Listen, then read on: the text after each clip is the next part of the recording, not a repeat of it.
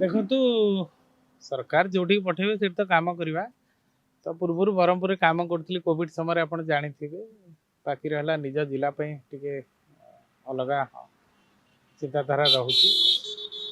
ବାକି ରହିଲା ଦକ୍ଷିଣ ଓଡ଼ିଶାର ଏକମାତ୍ର ରେଫରାଲ ମେଡିକାଲ ହସ୍ପିଟାଲ ଏବଂ କଲେଜ, ତ ସେଇଟା ଗୋଟେ ଗୁରୁତ୍ୱପୂର୍ଣ୍ଣ ଅନୁଷ୍ଠାନ। ତ ତାର କେମିତି ସୁପରିଚାଳନା ହେଇପାରିବ ଏବଂ ଲୋକ ପ୍ରତ୍ୟେକ ଦିନ ହଜାର ହଜାର ସଂଖ୍ୟକ ରୋଗୀ ଆସୁଛନ୍ତି, ଆଉ ଏତେ ବଡ଼ ସଂସ୍ଥାର ସୁପରିଚାଳନା ପାଇଁ ବୋଲି ସରକାର ଚିନ୍ତା କରିଛନ୍ତି, ମୋତେ ପଠେଇଛନ୍ତି। ମୁଁ ବି ଖୁସି ବ୍ୟକ୍ତ କରୁଛି ଯେ ଭଳିଆ ପବିତ୍ର ଜାଗାରେ କାମ କରିବା ପାଇଁ, ଏବଂ ବିଶେଷ କରି ରୋଗୀମାନଙ୍କର କେମିତି ଅସୁବିଧା ନ ହେବ ଏବଂ ହସ୍ପିଟାଲଟି କଲେଜଟି କେମିତି ସୁପରିଚାଳନା ହେଇପାରିବ, ସେଇ ଗୋଟେ ବଡ଼ ଚିନ୍ତାଧାରା ନେଇକରି ମୁଁ ଯାଉଛି କାମ କରିବା ପାଇଁ। ଦେଖନ୍ତୁ ସରକାରଙ୍କର ତ ବହୁମୁଖୀ ଯୋଜନା ରହିଛି, ବିଶେଷ କରି ସ୍ୱାସ୍ଥ୍ୟଗତ ମାନେ ଅନୁଷ୍ଠାନ ଗୁଡ଼ାକୁ, ବଡ଼ ବଡ଼ ମେଡ଼ିକାଲ କଲେଜ ଗୁଡ଼ାକୁ ପ୍ରାଧାନ୍ୟ ତ ଦେଉଛନ୍ତି ସବୁ ଜିଲ୍ଲାରେ ମଧ୍ୟ ମେଡ଼ିକାଲ କଲେଜ କରିବା ପାଇଁ ବୋଲି। ତ କୌଣସି ପ୍ରକାର ରଖିନାହାନ୍ତି, ଅସୁବିଧା ରଖିନାହାନ୍ତି ଯେ ହେଲ୍ଥ ସେକ୍ଟରକୁ ଏତେ ପ୍ରାଧାନ୍ୟତା ଦେଉଛନ୍ତି ସରକାର।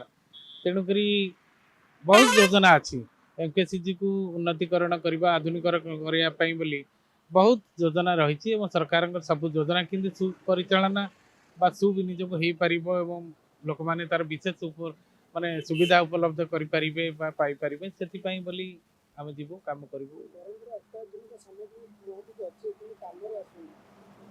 ମୁଁ ତ ଶୁଣିଛି ସେଟା, ତ ଦେଖିବାକୁ ପଡ଼ିବ କାହିଁକି ଆସୁନି କାମ କି ନାହିଁ, କି ସେଟା ଚଲେଇବା ପାଇଁ ବିଜ୍ଞ ଲୋକ ନାହାନ୍ତି କି କ'ଣ। ତ ସେଟା ତ ମୁଁ ଜଏନ୍ କରିନି, ଜଏନ୍ କଲା ପରେ ଦେଖିବି ଆମର ଟିକେ କ'ଣ ହେଉଛି କ'ଣ ନାହିଁ। ରୋଗୀଙ୍କ ସମସ୍ୟାକୁ ନେଇକି ପାରିପାର୍ଶ୍ୱିକ ପରିସ୍ଥିତି ଏମକେସିଜିର ଯେଉଁ ଏନ୍ଭାଇରମେଣ୍ଟ ପରିବେଶ ଅବସ୍ଥାରେ ପଡ଼ିଛି।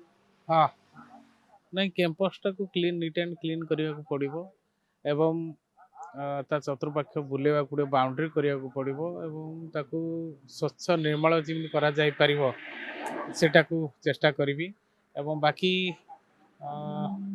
ସରକାରଙ୍କର ଯାହା ଆଭିମୁଖ୍ୟ ରହିଛି ତାକୁ କେମିତି ରୋଗୀଙ୍କ ପାଖରେ ପହଞ୍ଚେଇବି ଏବଂ ସୁପରିଚାଳନା କରିହେବ, ସେଥିପାଇଁ ବୋଲି ମୁଁ